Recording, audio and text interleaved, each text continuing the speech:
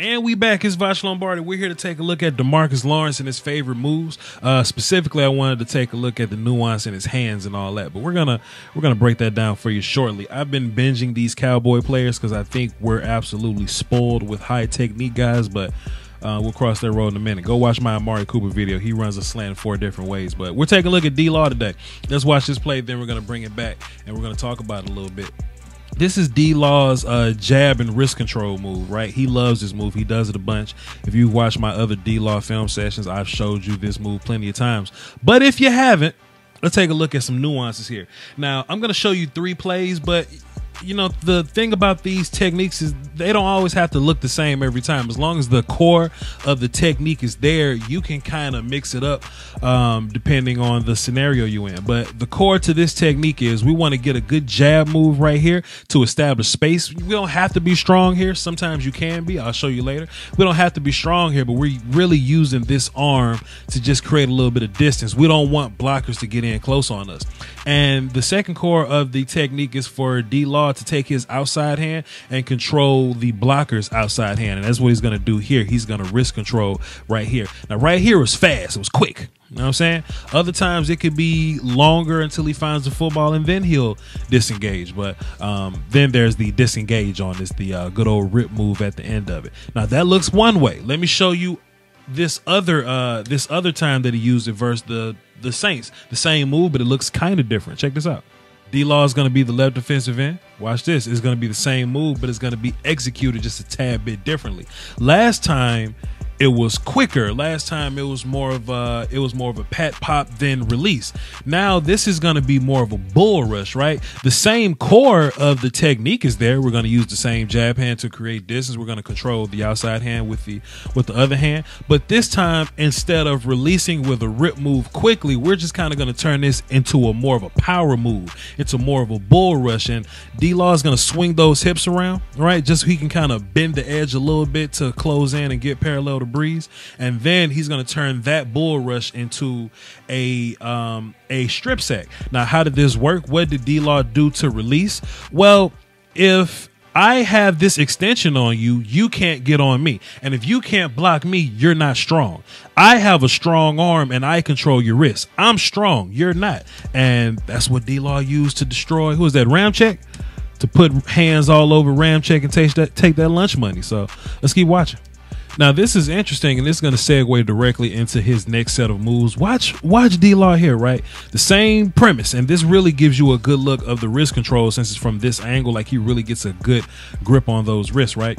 It's different because the core is the same, but look at how he released. Look at this little hop step that he uses, and it's going to transition into the next move. But look at this hop step that D-Law kind of uses to get free. I thought that the hop came from 70 kind of coming over and hitting him in the side, but if you look at D-Law's feet, D-Law kind of starts the hop right here before 70 even gets to him. So I find that kind of interesting, right? And it works because if I'm controlling your outside wrist, I have all access to your outside. And that hop basically got D-Law to the outside. Now, let's take that same hop and look at this next pass rush move and break down the cores of that. This hop move is pretty fun, man. I first started seeing D-Law doing this like 2 years ago. Now, like Dorrance does it a little bit. Taco does it. You know, it's just something that in this D-line room guys just kind of use now. But take a look at your boy D-Law, man. It's kind of interesting, right? Now, this is it's a cross chop. I hate calling it cross chop, but whatever. That's what they call it. But that's what it is basically. And what he's using is that first of all, he's attacking the outside hand, and that's just typical pass rush. If we're attacking outside, we want to get that outside hand controlled. Now, either we want to grab it, but in this instance, we see D-Law using his inside hand to come down on it, right? Pair that with this hop that he's using. This hop is making him a harder target to block. He's not just on the ground. He's getting thinner here. Plus, you know, even if 72 tried to catch him in the air, he can't because D-Law is controlling this offensive lineman's outside hand right here. And what I like the most, if I just go past a little bit, we see that outside hand right there, just clearing that elbow right there, just getting rid of any leftover, you know, block grabby leverage on me or whatever. I just made up a word, but it'll be okay. That's nuance, man. Now, the same core of the technique is there still, right? Let's take a look at it. It's going to be a hop step, and we're going to attack the outside hand. The same moves. But look at D-Law's steps now. These steps are a little more interesting. Lane Johnson is a higher caliber tackle than, whoever the hell was playing right tackle for the Colts. Y'all dropped the Colts right tackle name in my comment section or not. But instead of D-Law just getting directly upfield and going through his moves, look at D-Law's spacing right here. He's a little wider now than what he was at first, and all of this is chess game material, because even though he's outside, he wants to be outside, but he knows that if he stays outside, Lane Johnson can just react and adjust to him staying outside. So what's going to happen is D-Law is going to close that distance. He's going to work inside first. You see what I'm saying? To cut down on that space. And what that's going to do is that's going to make Lane relax a little bit in terms of, okay, maybe I don't have to fully block outside. I'm just going to react to him coming inside a little bit. But D-Law is playing chicken with him. He's getting inside just to get back outside. And if that running back wasn't there, Carson Wentz would be dead as fried chicken. My cable bill was way too high. I reached out to affordablesticks.com. They sent me a Fire Stick, plugged that thing into the HDMI. Now I get unlimited shows, movies, and live TV. I'm a huge sports fan, so I love League Pass, Sunday Ticket, and I get the pay-per-view fights for free. There's something for the whole family. You can buy a Fire Stick for every TV in the house and still spend less money than you would on cable. That's affordablesticks.com. There's a link in my description. You should go click it. Cut the cord, man. And here's another example of it. Don't really need to break it down, but I just added it because it was nasty. Ugh. So how about this? This final move I'm going to show you is not necessarily a string of pass rush moves like I previously shown you. This is more of an escape plan. I kind of like the idea of that, of a pass rusher. If the pass rush doesn't go the way you want it to go, you have an escape plan. You have a backup. And take note, young pass rushers, but this is football gold right here. I talk about this all the time. Pull some cloth, man. Pull some cloth. The offensive line really ain't allowed to pull our jersey. We have all the rights in the world to pull theirs in certain scenarios, right? Like they can't be running away. We can't pull their jersey from behind or anything like that. But in these engaged situations, we can pull some jersey. So what I like about D-Law here is that he's going to come off the ball, right? And he is going to go down the middle of this guy. I'm not a fan of attacking down the middle of offensive linemen, especially when they're bigger than you. He's a big old guy, insert, Rams right tackle here or whatever. It's a big dude. But what D-Law is going to do is he's attacking the middle just so he can have the leverage to attack the outside. Let that breathe.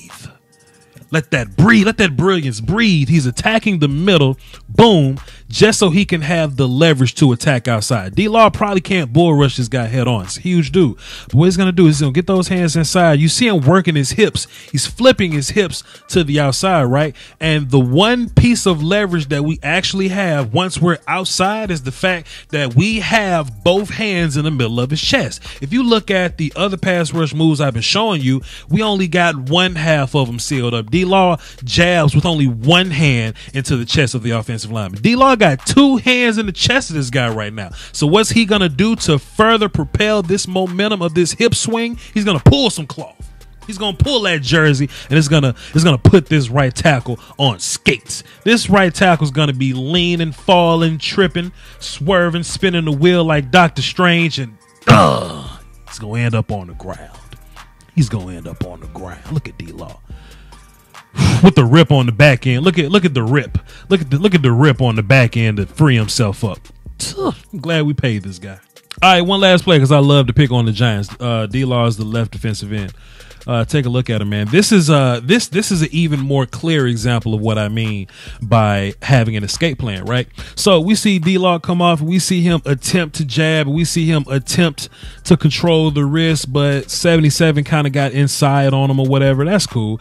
But what D-Law is going to do is he's going to adjust. Okay, he's going to get his hands inside and he's going to pull some cloth to actually get rid of that guy, right?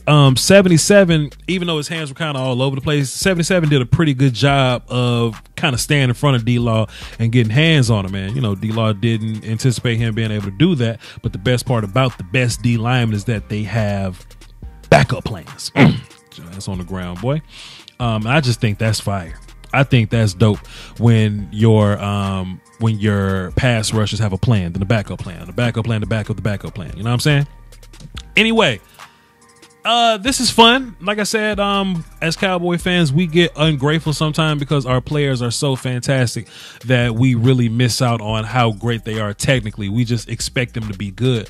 Some teams will push their left end off a bridge to have D-Law. And, I think we should know the nuances of their game. If you haven't seen the Amari Cooper video, he runs a slant 4 different ways. We should be thankful that we have a wide receiver that can run routes in that way. And I think this is a pretty good season for us. I think it's going to be a Super Bowl season. I've been saying this since like May or something, or like April. So y'all hold me to that.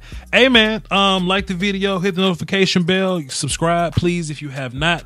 I ain't got much for you, man. Support the merch, I appreciate it. Follow me on Twitter, VOCHLOMBARDI. Salute to the Patreon and the merch gang.